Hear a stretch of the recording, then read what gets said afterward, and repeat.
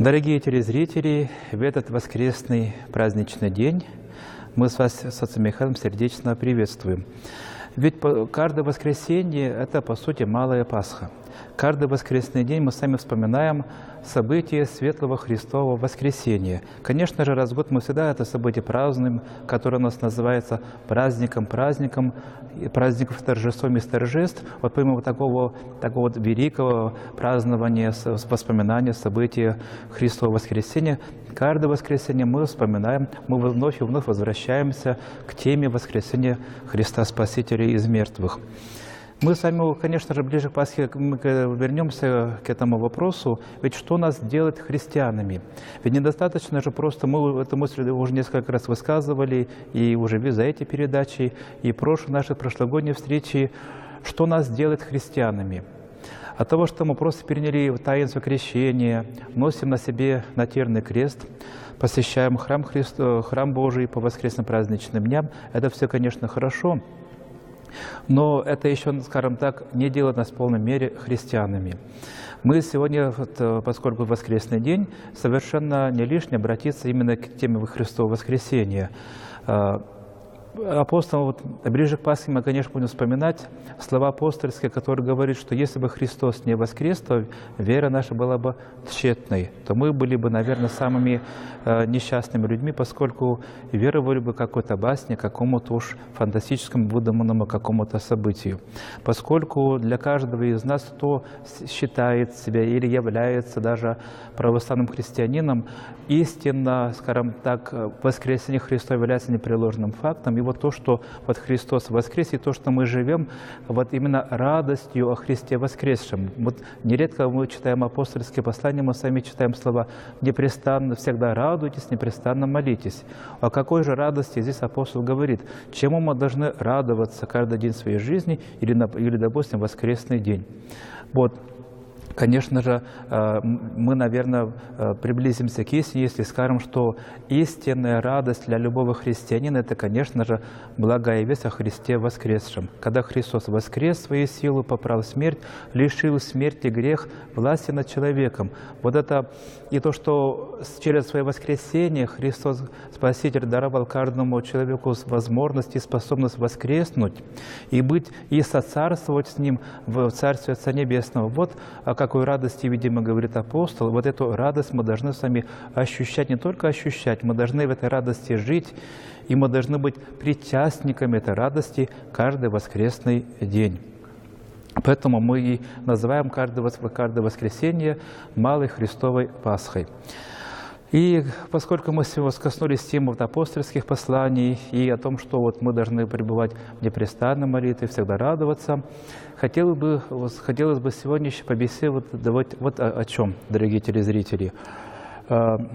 Читая евангельский текст, читая апостольские послания, мы нередко сталкиваемся с такими понятиями, как Священное Писание и Священное Предание.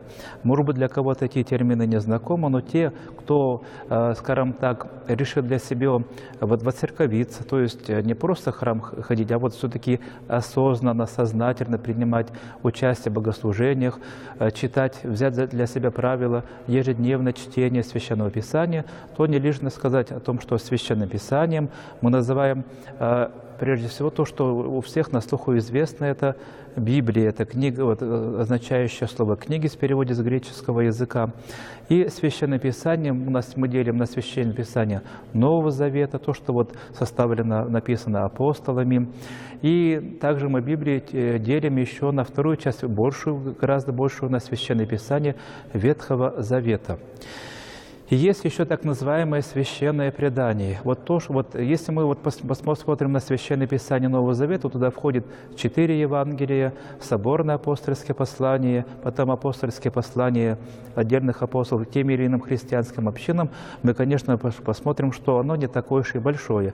Каждый из 4 Евангелий не такие большие, там не больше 20 с чем-то глав. От Марка и вовсе всего глав 16. И можно даже за несколько часов прочитать. И мы должны, конечно же, прийти к мысли, вот неужели за 3,5 года своей земной жизни, своей проповеди Христос Спаситель вот сказал, вот всего-то несколько проповедей, которые занимают в плане чтения всего-то несколько часов? Конечно же, нет.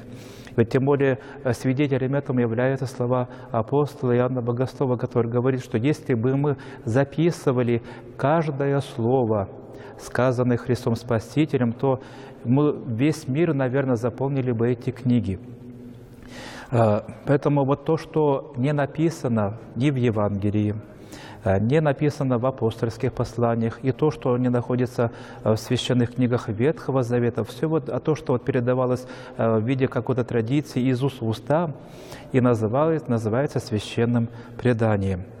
Притом, вот, скажем так, вот то, что вот та часть священного предания, которая передавалась из поколения в поколение, из уст в уста, и которая со временем была записана на бумаге, это и есть священное Писание.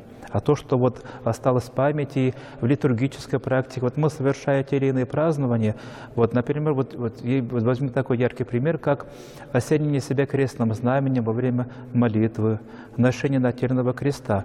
Нигде, ни в Священном Писании, ни в других каких-то книгах мы нигде не находим упоминания о том, что какой именно момент христиане стали себя крестным знаменем осенять, почему именно таким вот образом вот это все произошло, вот почему именно мы вот пальцы определенным образом складываем, крест почему именно в такой форме на себя накладываем.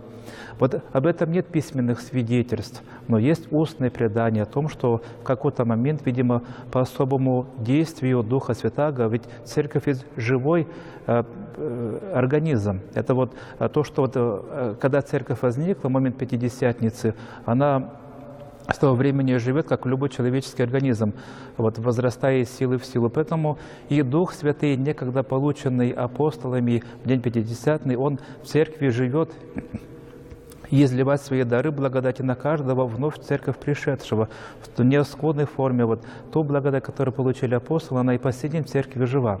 Поэтому вот и вот эти традиции, вот те или иные благочестивые, они, конечно же, происходили не просто там по какому-то изобретению человеческого ума, не извне откуда-то приходили. Это было следствием развития, живой жизни Церкви Христовой. И вот именно по особому действию благодати Духа Святого появились те или иные благочестивые обычаи, которые со временем приобретали характер предания. Вот, а в тот момент, когда это предание записывалось в письменном виде, оно уже получало характер и авторитет Священного Писания.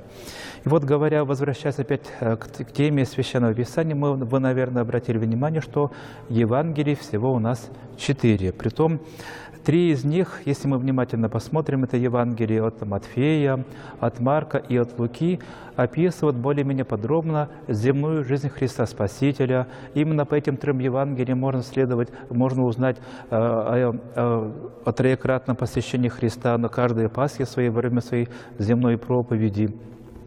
Вот эти 3 Евангелия, которые, скажем так, более-менее излагают события и предшествуют, во-первых, Рождеству Христову, с момента еще Благовещения начинается у нас Евангелие от Луки. А вот все события, описывающие Рождество Христово, крещение, Его распятие, вот и прочие, вот, например, случаи, когда Христос молится в храме, будучи 12-летним отроком. Вот именно эти события встречаются и у 3 евангелистов Матфея, Марка и Луки. Поэтому эти Евангелия нередко называются таким вот интересным словом синоптическими. Они как бы перекликаются в тех или иных подробностях земной жизни Христа Спасителя. И вот на фоне этих 3 Евангелий особняком как бы несколько стоит Евангелие от Иоанна Богослова, которое практически никаких особых подробностей из земной жизни Христа Спасителя почти не передает. А только говорится, вот это объясняется тем, что первые 3 Евангелия были написаны достаточно рано. Вот, притом они записывались, вот, например, Евангелие от Марка было записано Марком, евангелистом, из уст апостола Петра, поскольку Петр не умел, к сожалению, читать, поэтому с его слов апостол Марк записывает Евангелие, которое потом отправляется для христиан, живущих в Александрии. И со временем, когда уже многих апостолов не было живых, умножились, к сожалению, даже в христианской среде, явились лица, которые сознательно искажали Евангелие Христова, учение Христова. Вот и был вынужден Иоанн Богослов в 96 году по нашей эре написать Евангелие, опровергая уже появившиеся лжеучения, искажения христианской веры. Мы, конечно же, дорогие телезрители, тему Священного Писания, Священного Предания продолжим и в следующей нашей сами встречи, и в следующей нашей программе. А на этом мы с вами сегодня прощаемся. До следующего воскресного дня.